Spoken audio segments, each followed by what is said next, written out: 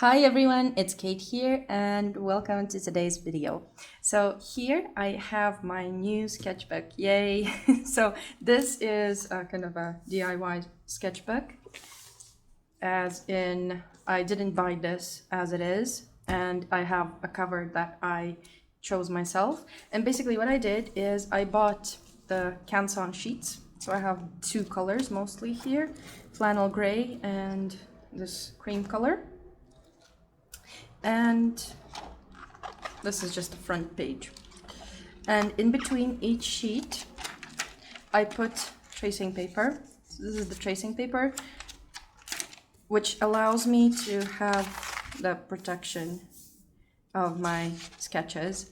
And as I'm preparing to go to the seaside and actually trying to draw something outside, this is going to be a huge help.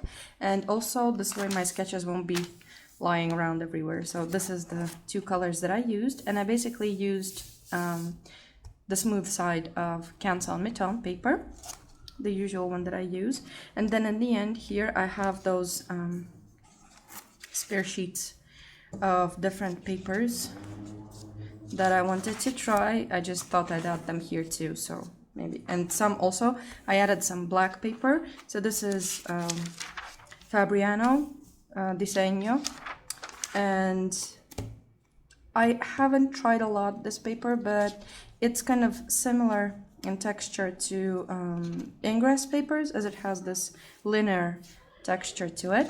But yeah, I have a couple of these black pages.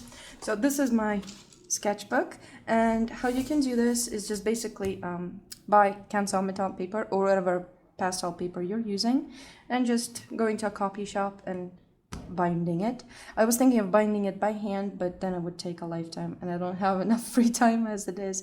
And for the cover, I have work by Yelena Tapkina. As I'm not mass producing this or selling this, I hope she won't mind, because I just wanted something by one of my favorite artists, and this is kind of an inspiration.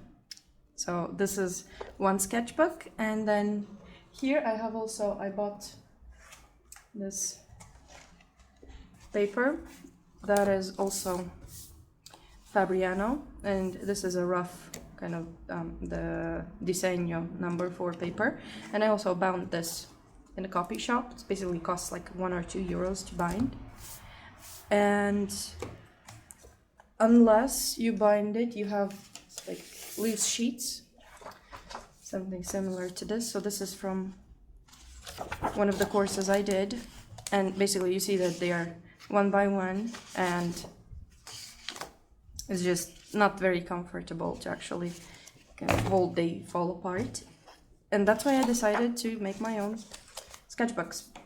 So this is like, you can use paper. The advantage of this is you can use paper, whichever paper you like, and also for the sketchbook for the pastels, you can use paper that you like, and you can insert the protection sheets in between. So just simple tracing paper.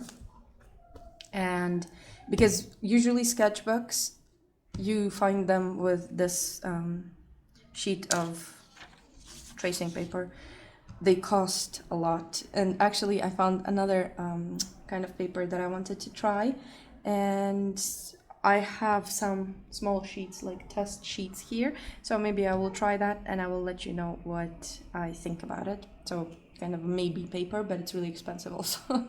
And also I wanted to show you, just to add to this video, I wanted to show you my new way of storing pastel bits. So this is the little pieces that break from, or pieces that are already like finishing.